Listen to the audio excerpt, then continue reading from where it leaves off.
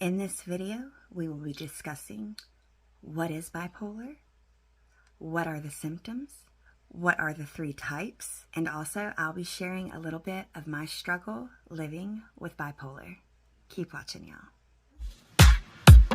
Nikpikthrift, nikpikthrift, nikpikthrift. What is bipolar, you may ask? Bipolar disorder is a brain disorder that causes changes in a person's mood, energy, and the ability to function. People with bipolar disorder experience intense emotional states that typically occur during distinct periods of days to weeks, which are called mood episodes. The mood episodes are feeling manic, which is being extremely up, with feelings of overly excited, grandiose feelings, excessive spending. The next one would be considered hypomanic. That is very similar to mania, except not as extreme. The next symptom would be in the depressive state. That's just feeling extremely down and low. The 3 types of bipolar are bipolar 1, bipolar 2, and socioclimatic. I think I pronounced that right.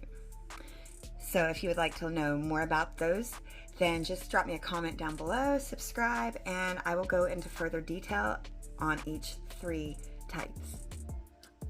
I live with an invisible disorder. It's called bipolar.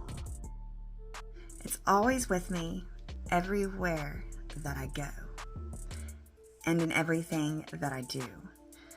Some people, not many, might think that I have it all together. But y'all, that couldn't be further from the truth. Bipolar really plagues the way my days and nights turn out. It's so heavy at times, y'all.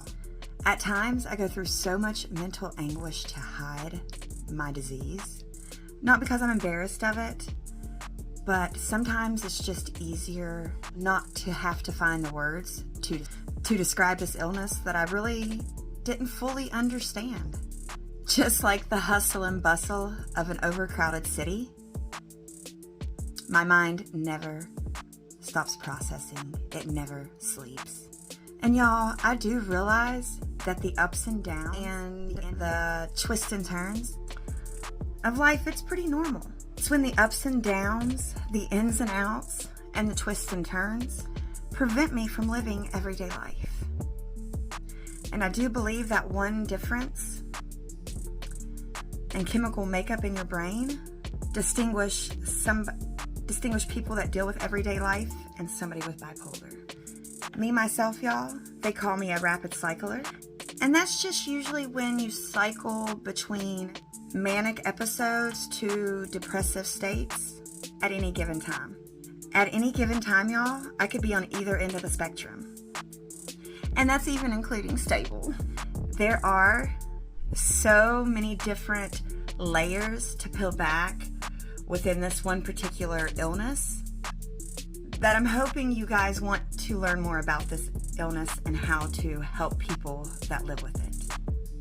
And what happens, y'all, if I let my mania fester and I don't recognize it and try to do a calming reset? It can ultimately turn into the most disturbing part of having this illness. You can go into a psychotic mania, aka psychosis. This hasn't happened to myself often, this type of psychosis. It has happened to me, and I have been hospitalized over it before, but that was in my earlier 20s. So I've pretty much learned, I've done my fair research on this illness. And basically what it's like is, what that is you, a brick wall, head on straight. The brick wall wins every time. And with this said illness, even if I can see a light at the end of the tunnel, when I have my lows, I can't crawl, let alone walk or run to that light at the end of the tunnel. I just can't grasp it. It's like sand. It's also a very hard illness on the people who love you. What I'm personally doing is I'm starting to learn how to meet people halfway so they don't have to pull me so hard to lift me up out of that quicksand. My mind. Now, bipolar just isn't either up or down. You can actually be both. Some of my worst mood episodes have been when I've been both. I've been depressed and with mania. And all that is of course, considered a mixed episode. And those, my friends, are the most dangerous, I feel. I could literally crawl out of my skin during those mood episodes. I used to not go around people when I would have those mood episodes. I would get extremely embarrassed of my overly talkative behavior that I could not shut up. I mean, it would be to the point where I'd be like, I'm sorry, I can't shut up. It's my mental illness. Like, I would get so embarrassed. Now, I embrace it. It's what makes me me. Would I live with this disorder if I could change it? Hell no. And you know the worst part about this illness, guys?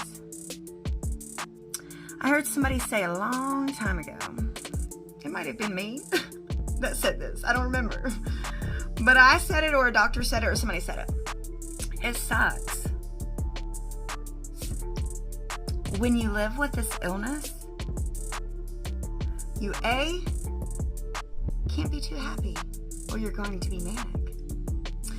But guys, if you're too down, not enough stimulation, you're going to have a manic you're going to have an episode. So it's like you can't be too high, but you can't be too low. And that's what we struggle with, is trying to find that middle ground. I hope this is a topic that you guys would love to know more about. Don't forget to subscribe, because this is the new future of my channel, I believe. Don't quote me on it, because my erratic ass could change it tomorrow. So, I do appreciate all of y'all, every single one of you guys. I'm very passionate about this topic. My mental state has always been my highest priority, even though it may not seem like it, because I've been off of my medications for a little over 6 years. I just didn't know how to deal with the medication dance that they like to do with you. There is a lot more to my story on my mental illness. And like I said, if you guys want to know more about this topic, just let me know. I'd be more than happy to enlighten y'all. That being said, guys, same time, same place, same pretty little face. Bye, y'all.